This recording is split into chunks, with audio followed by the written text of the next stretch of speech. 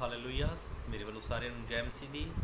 ਪਰਮੇਸ਼ਰ ਦਾ ਧੰਨਵਾਦ ਕਰਦੇ ਹਾਂ ਕਿ ਅੱਜ ਦੇ ਸੁੰਦਰ ਸਮੇਂ ਦੇ ਲਈ ਕਿ ਉਸਨੇ ਅੱਜ ਤੱਕ ਸਾਨੂੰ ਸੰਭਾਲ ਕੇ ਰੱਖਿਆ। ਹਾਲੇਲੂਇਆ। ਅਤੇ ਅੱਜ ਅਸੀਂ ਪ੍ਰਭੂ ਦੇ ਵਚਨ ਦੇ ਵਿੱਚੋਂ ਦੇਖਾਂਗੇ ਪ੍ਰਭੂ ਯਿਸੂ ਮਸੀਹ ਸਾਡੇ ਜੀਵਨ ਤੋਂ ਕੀ ਚਾਹੁੰਦਾ ਅਤੇ ਅਸੀਂ ਕਿਹੋ ਜਿਹਾ ਬਣਨਾ ਪਸੰਦ ਕਰਦੇ ਹਾਂ।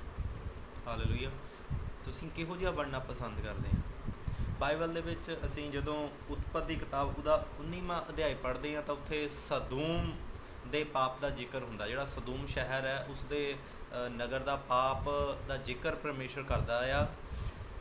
ਕੀ ਹੁੰਦਾ ਜਦੋਂ ਸਦੂਮ ਦਾ ਪਾਪ ਵੱਧ ਜਾਂਦਾ ਆ ਤਾਂ ਪਰਮੇਸ਼ਰ ਉਹਨਾਂ ਲੋਕਾਂ ਨੂੰ ਖਤਮ ਕਰਨ ਦਾ ਫੈਸਲਾ ਕਰ ਲੈਂਦਾ ਆ।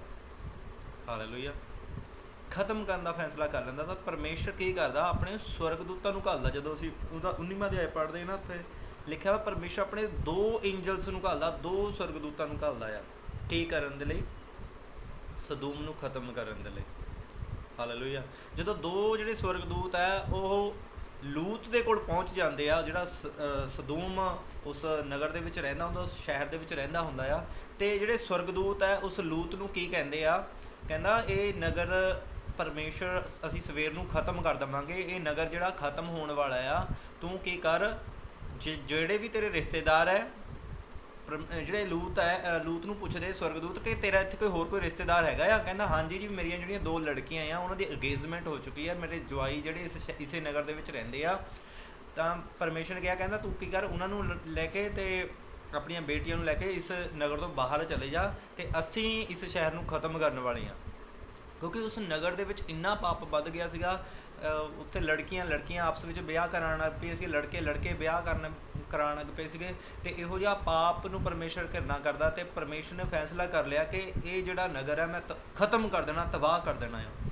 ਤਾਂ ਕੀ ਹੋਇਆ, ਜਿਹੜੇ ਸਵਰਗਦੂਤ ਸੀਗੇ ਉਹਨਾਂ ਨੇ ਕੀ ਕੀਤਾ, ਸਵਰਗਦੂਤਾਂ ਨੇ ਲੂਤ ਦੇ ਕੋਲ ਆਏ। ਜਿਹੜਾ ਲੂਤ ਸੀਗਾ ਉਹ ਪਰਮੇਸ਼ਰ ਦੀ ਨਿਗਾਹ ਦੇ ਵਿੱਚ ਧਰਮੀ ਸੀਗਾ, ਉਹ ਪਰਮੇਸ਼ਰ ਨੂੰ ਮੰਨਣ ਵਾਲਾ ਸੀਗਾ। ਅਤੇ ਉਸ ਦੀਆਂ 2 ਲੜਕੀਆਂ ਅਤੇ ਇੱਕ ਉਸ ਦੀ ਪਤਨੀ ਸੀਗੀ। ਹਾਲੇਲੂਇਆ। ਜਦੋਂ ਲੂਤ ਆਪਣੇ ਜਵਾਈਆਂ ਦੇ ਕੋਲ ਗਿਆ ਅਤੇ ਉਹਨਾਂ ਨੂੰ ਜਵਾਈਆਂ ਨੂੰ ਆਪਣੇ ਨੂੰ ਕਿਹਾ ਕਿ ਪਰਮੇਸ਼ਰ ਇਸ ਨਗਰ ਨੂੰ ਖਤਮ ਕਰਨ ਵਾਲਾ, ਉੱਠੋ ਇੱਥੋਂ ਚੱਲੀਏ, ਸਵੇਰ ਨੂੰ ਪਰਮੇਸ਼ਰ ਨੇ ਇਹ ਨਗਰ ਖਤਮ ਕਰ ਦੇਣਾ ਆ। ਅਤੇ ਉਹਨਾਂ ਦੇ ਜਵਾਈਆਂ ਨੇ ਉਸ ਉੱਤੇ ਯਕੀਨ ਨਹੀਂ ਕੀਤਾ, ਵਿਸ਼ਵਾਸ ਨਹੀਂ ਕੀਤਾ, ਬਲਕਿ ਉਸ ਨੂੰ ਇਹ ਸਮਝਿਆ ਕਿ ਇਹ ਮਖੌਲ ਕਰਦਾ ਹੈ ਸਾਡੇ ਨਾਲ। ਜਦੋਂ ਉਹਨਾਂ ਨੇ ਲੂਤ ਦੀ ਗੱਲ ਨਾ ਮੰਨੀ ਤਾਂ ਸਵਰਗਦੂਤਾਂ ਨੇ ਲੂਤ ਨੂੰ ਕਿਹਾ ਤੂੰ ਉੱਠ। ਅਤੇ ਜਿਹੜਾ ਲੂਤ ਸੀਗਾ ਉਸ ਨਗਰ ਤੋਂ ਜਾ ਨਹੀਂ ਸੀਗਾ ਰਿਹਾ ਅਤੇ ਉਹਨਾਂ ਨੇ ਕੀ ਕੀਤਾ, ਤੜਕੇ ਉਠਾ ਦਿੱਤਾ ਉਹਨੂੰ ਕਿ ਜਾ ਕੇ ਇਸ ਨਗਰ ਤੋਂ ਬਾਹਰ ਨਿਕਲ ਜਾ। ਅਤੇ ਲੂਤ ਕਹਿਣ ਲੱਗਾ ਮੈਂ ਸਾਹਮਣੇ ਦੇ ਨਗਰ ਦੇ ਵਿੱਚ ਚਲੇ ਜਾਂਦਾ ਆ।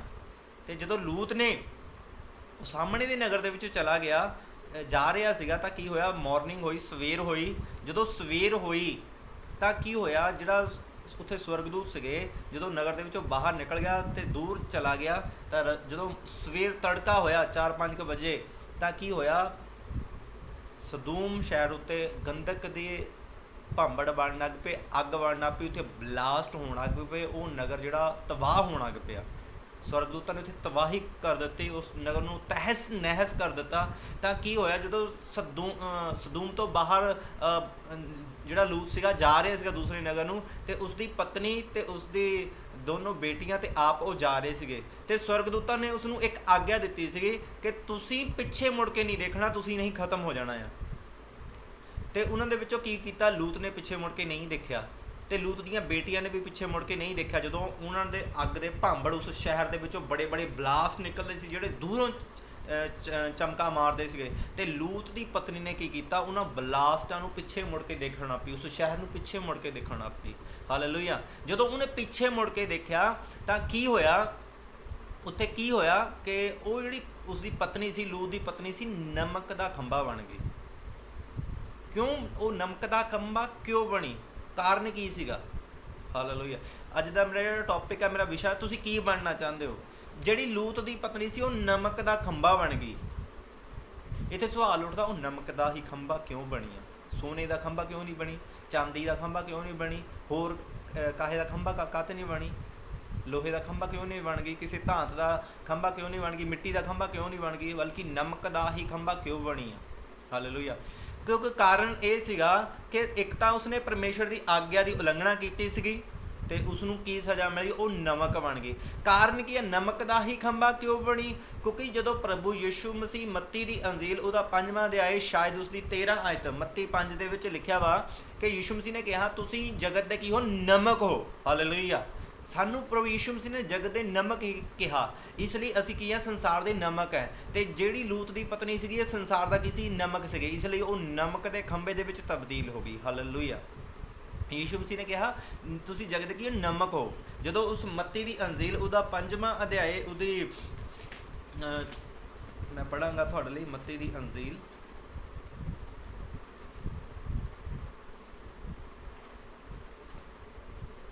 ਉਹਦਾ 5ਵਾਂ ਅਧਿਆਇ ਉਹਦੀ 13 ਆਇਤ। ਹਾਂ, ਤੁਸੀਂ ਸੰਸਾਰ ਦੇ ਲੂਣ ਹੋ, ਪਰ ਜੇਕਰ ਲੂਣ ਆਪਣਾ ਸਵਾਦ ਗਵਾ ਦੇਵੇ ਤਾਂ ਉਹ ਫਿਰ ਕਿਸ ਤਰ੍ਹਾਂ ਵੀ ਸਵਾਦਲਾ ਨਹੀਂ ਬਣਾਇਆ ਜਾ ਸਕਦਾ। ਉਹ ਫਿਰ ਕਿਸੇ ਕੰਮ ਦਾ ਨਹੀਂ ਰਹਿੰਦਾ ਸਿਵਾਏ ਬਾਹਰ ਸੁੱਟੇ ਜਾਣ ਦੇ ਅਤੇ ਲੋਕਾਂ ਦੇ ਪੈਰਾਂ ਹੇਠਾਂ ਮਿੰਦੇ ਜਾਣ ਦੇ। ਹਾਲੇਲੂਇਆ। ਯਿਸੂ ਮਸੀਹ ਨੇ ਕਿਹਾ ਤੁਸੀਂ ਸੰਸਾਰ ਦੇ ਲੂਣ ਹੋ। ਇਸ ਲਈ ਜਿਹੜੀ ਉਸ ਦੀ ਪਤਨੀ ਸੀਗੀ ਉਹ ਨਮਕ ਦਾ ਖੰਭਾ ਬਣ ਗਈ, ਕਿਉਂਕਿ ਯਿਸੂ ਮਸੀਹ ਨੇ ਕੀ ਕਿਹਾ ਸੀਗਾ? ਅਸੀਂ ਸੰਸਾਰ ਦੇ ਕੀ ਨਮਕ ਹੈ। ਤੇ ਪੁਰਾਣੇ ਨਿਯਮ ਦੇ ਵਿੱਚ ਵੀ ਅਸੀਂ ਨਮਕ ਸੀਗੇ। ਇਸ ਲਈ ਜਿਹੜੀ ਪਤਨੀ ਸੀਗੀ ਲੂਤ ਦੀ, ਉਸਨੇ ਆਪਣਾ ਨਮਕਪਨ ਜਿਹੜਾ ਉਸਦੇ ਵਿੱਚ ਕੁਆਲਿਟੀ ਸੀ ਉਹ ਗਵਾ ਲਈ ਸੀਗੀ। ਮਤਲਬ ਉਸਨੇ ਉਹ ਪਰਮੇਸ਼ਰ ਦੇ ਕਹਿਣ ਦੇ ਵਿੱਚ ਨਹੀਂ ਰਹੀ। ਨਮਕ ਦੋ ਤਰ੍ਹਾਂ ਦੇ, ਇੱਥੇ ਕੀ ਲਿਖਿਆ ਵਾ?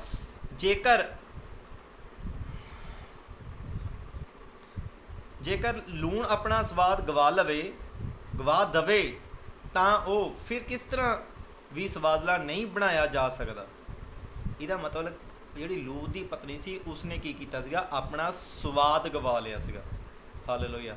ਉਹ ਪਰਮੇਸ਼ਰ ਦੇ ਕਹਿਣ ਦੇ ਵਿੱਚ ਨਹੀਂ ਰਹੀ, ਇਸ ਕਰਕੇ ਉਸਦਾ ਜਿਹੜਾ ਟੇਸਟ ਸੀਗਾ, ਉਸਦੇ ਅੰਦਰ ਜਿਹੜੀ ਪਵਿੱਤਰਤਾ ਹੀ ਸੀਗੀ, ਉਸਦੇ ਅੰਦਰ ਜਿਹੜੀ ਪਰਮੇਸ਼ਰ ਦਾ ਪ੍ਰਤੀ ਪ੍ਰੇਮ ਸੀਗਾ ਉਹ ਖਤਮ ਹੋ ਗਿਆ। ਕਿਉਂਕਿ ਜਦੋਂ ਅਸੀਂ ਆਗਿਆ ਨੂੰ ਭੰਗ ਕਰਦੇ ਹਾਂ, ਆਗਿਆ ਨੂੰ ਤੋੜਦੇ ਹਾਂ, ਚਾਹੇ ਪਰਮੇਸ਼ਰ ਦੀ ਆਗਿਆ ਤੋੜਦੇ ਹਾਂ, ਚਾਹੇ ਕੋਈ ਵੀ ਅਸੀਂ ਆਗਿਆ ਤੋੜਦੇ ਹਾਂ, ਪਰਮੇਸ਼ਰ ਦਾ ਵਚਨ ਤੋੜਦੇ ਹਾਂ, ਤਾਂ ਸਾਡੇ ਅੰਦਰੋਂ ਜਿਹੜਾ ਆ ਨਮਕ ਦਾ ਪਨ ਖਤਮ ਹੁੰਦਾ ਆ, ਬਲਕਿ ਬੇਸੁਆਦੇ ਅਸੀਂ ਨਮਕ ਦੇ ਵਿੱਚ ਤਬਦੀਲ ਹੁੰਦੇ ਹਾਂ। ਹਾਲੇਲੂਇਆ।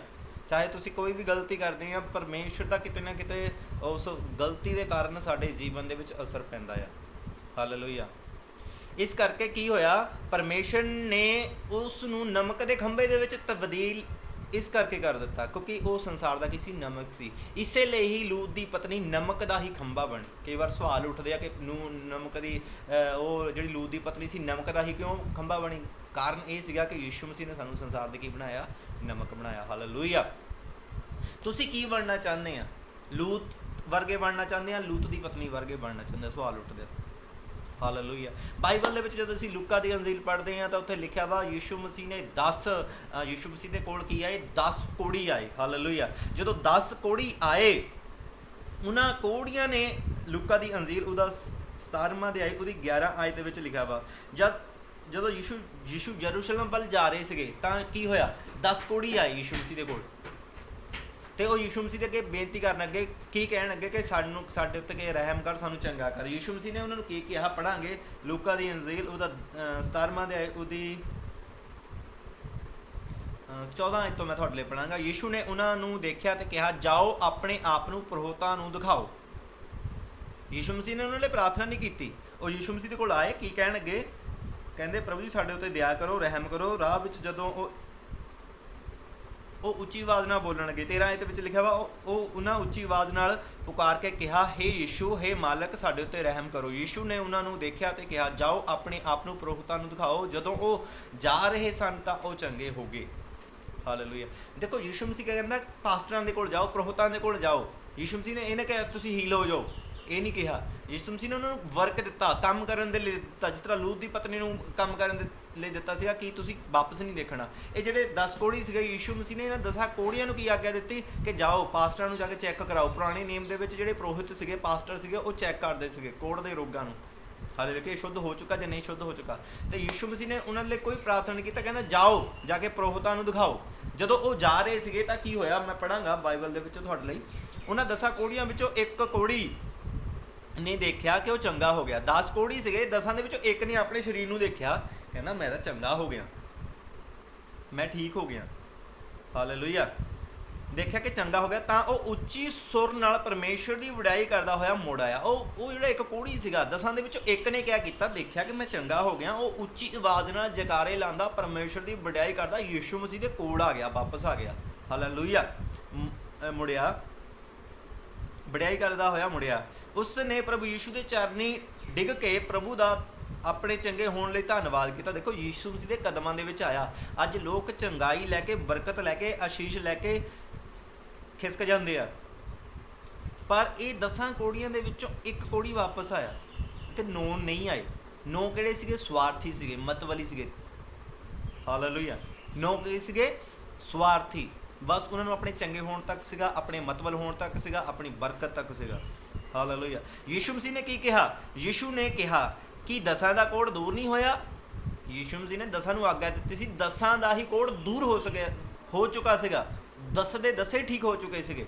ਹਾਲੇਲੂਇਆ। ਤੇ ਯੀਸ਼ੂ ਮਸੀਹ ਉਸ ਜਿਹੜਾ ਇੱਕ ਕੋੜੀ ਆਇਆ ਸੀਗਾ, ਉਹਨੂੰ ਪੁੱਛਣ ਲੱਗਾ, ਕਹਿੰਦਾ ਕਿ 10 ਦਾ ਕੋੜ ਦੂਰ ਨਹੀਂ ਹੋਇਆ?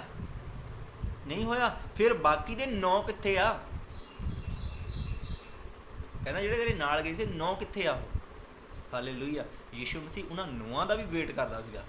ਦੇਖੋ ਯੀਸ਼ੂ ਮਸੀਹ ਨੇ ਇਹ ਨਹੀਂ ਕਿਸੇ ਨੂੰ ਨਹੀਂ ਸੀ ਕਿਹਾ ਹੈਗਾ ਕਿ ਤੁਸੀਂ ਜਾਓ ਪ੍ਰੋਹਤਾਂ ਨੂੰ ਦਿਖਾਓ ਕਿ ਦੁਬਾਰਾ ਮੇਰੇ ਕੋਲ ਵਾਪਸ ਆਓ, ਕਿਸੇ ਨੂੰ ਨਹੀਂ ਸੀਗਾ ਕਿਹਾ।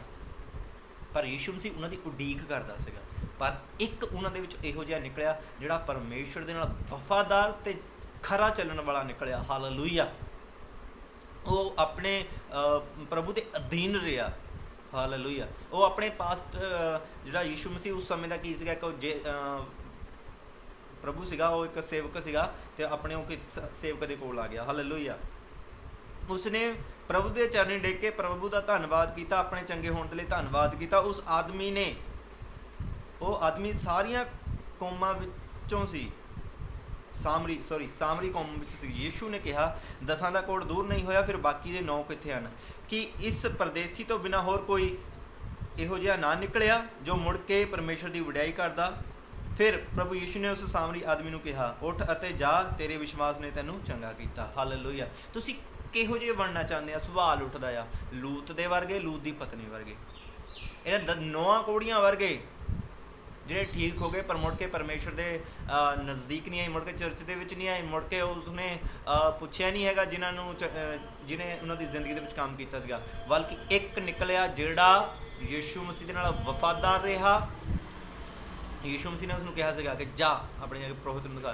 ਤਾਂ ਧੁੰਮ ਮਚਾਉਂਦਾ ਹੋਇਆ ਆਇਆ, ਖਾਲੀ ਹੱਥ ਨਹੀਂ ਆਇਆ, ਮੂੰਹ ਢਿੱਲਾ ਕਰਕੇ ਨਹੀਂ ਆਇਆ, ਸਿਰਫ ਐ ਮੱਥਾ ਟੇਕ ਕੇ ਯੀਸ਼ੂ ਮਸੀਹ ਦੇ ਨਿਕਲ ਨਹੀਂ ਗਿਆ ਕਿ ਚਲੋ ਜੀ ਤੁਸੀਂ ਮੈਂ ਧੰਨਵਾਦ ਸ਼ੁਕਰ ਕਰਦਾ ਤੁਸੀਂ ਮੈਨੂੰ ਠੀਕ ਕਰਦਾ, ਬਲਕਿ ਯੀਸ਼ੂ ਮਸੀਹ ਦੇ ਪਿੱਛੇ ਚੱਲਣ ਲੱਗ ਪਿਆ। ਹਾਲੇਲੂਇਆ।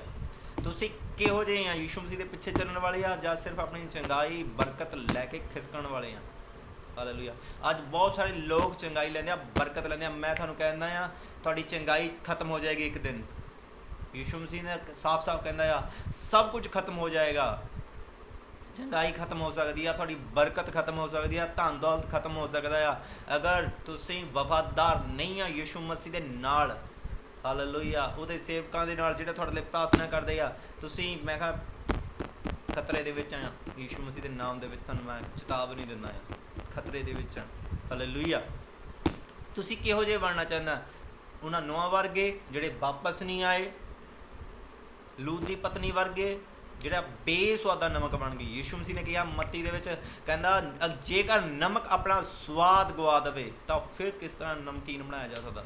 ਹਾਲੇਲੂਇਆ। ਬਹੁਤ ਸਾਰੇ ਲੋਕਾਂ ਦੇ ਵਿੱਚੋਂ ਟੇਸਟ ਖਤਮ ਹੋ ਰਿਹਾ। ਹਾਲੇਲੂਇਆ। ਬਹੁਤ ਸਾਰੇ ਲੋਕਾਂ ਦੇ ਵਿੱਚ ਟੇਸਟ ਖਤਮ ਹੋ ਰਿਹਾ। ਮੈਂ ਤੁਹਾਨੂੰ ਦੱਸਣਾ ਚਾਹੁੰਦਾ, ਜਦੋਂ ਤੁਸੀਂ ਪ੍ਰਭੂ ਯੀਸ਼ੂ ਮਸੀਹ ਨੂੰ ਕਬੂਲ ਕਰ ਲੈਂਦੇ ਆ, ਤੁਹਾਡੇ ਉੱਤੇ ਉਸ ਦਿਨ ਇੱਕ ਚੀਜ਼ ਲਾਗੂ ਹੋ ਜਾਂਦੀ ਆ। ਕੀ ਤੁਹਾਨੂੰ ਪਤਾ ਤੁਹਾਡੇ ਉੱਤੇ ਕੀ ਲਾਗੂ ਹੋ ਜਾਂਦਾ ਹੈ?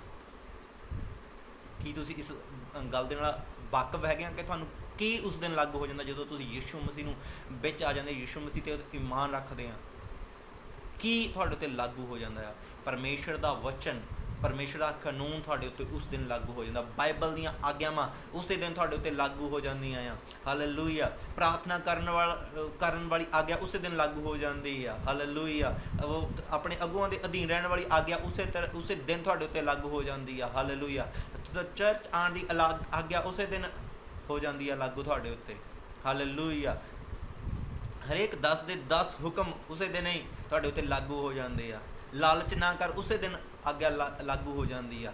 ਕਦੋਂ ਲਾਗੂ ਹੁੰਦੀ ਹੈ? ਜਦੋਂ ਅਸੀਂ ਯਿਸੂ ਮਸੀਹ ਨੂੰ ਕਬੂਲ ਕਰਦੇ ਹਾਂ, ਯਿਸੂ ਮਸੀਹ ਦੇ ਪਿੱਛੇ ਚੱਲਣਾ, ਯਿਸੂ ਮਸੀਹ ਨੂੰ ਫੋਲੋ ਕਰਨਾ ਸ਼ੁਰੂ ਕਰਦੇ ਹਾਂ, ਉਸ ਦਿਨ ਸਾਡੇ ਉੱਤੇ ਸਾਰੀਆਂ ਆਗਿਆਵਾਂ ਲੱਗ ਜਾਂਦੀਆਂ ਆ। ਹਾਲੇਲੂਇਆ। ਯਿਸੂ ਮਸੀਹ ਨੇ ਕਿਹਾ ਸੀਗਾ, ਲੂਤ ਉੱਠ, ਇਸ ਨਗਰ ਦੇ ਵਿੱਚੋਂ ਬਾਹਰ ਨਿਕਲ। ਅਤੇ ਯਿਸੂ ਮਸੀਹ ਅੱਜ ਵੀ ਸਾਨੂੰ ਪ੍ਰਸਥਿਤੀਆਂ ਦੇ ਵਿੱਚੋਂ, ਜਿਹੇ ਵੀ ਹਾਲਾਤਾਂ ਦੇ ਵਿੱਚ ਅਸੀਂ ਫਸੇ ਹੋਏ ਹਾਂ, ਉਹਨਾਂ 'ਚੋਂ ਸਾਨੂੰ ਅੱਜ ਵੀ ਕਹਿੰਦਾ ਆ, ਉੱਠ ਇੱਥੋਂ ਬਾਹਰ ਨਿਕਲ, ਉੱਠ ਇੱਥੋਂ ਬਾਹਰ ਨਿਕਲ, ਉੱਠ ਇੱਥੋਂ ਬਾਹਰ ਨਿਕਲ। ਹਾਲੇਲੂਇਆ।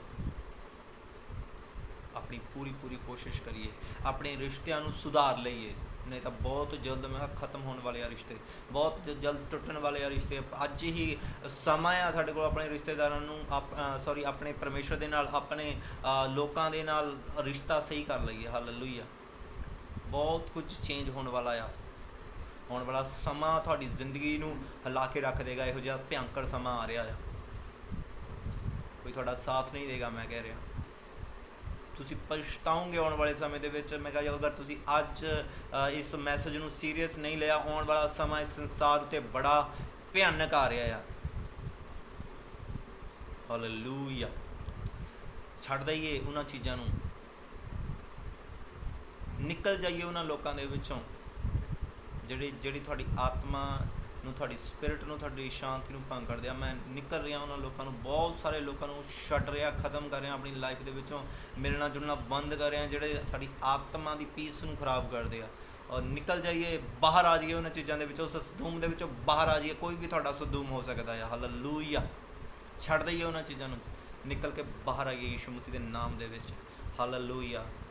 ਪ੍ਰਭੂ ਯਿਸੂ ਨੇ ਕਿਹਾ, ਤੂੰ ਬਚ, ਤੂੰ ਬਚ, ਤੂੰ ਬਚ।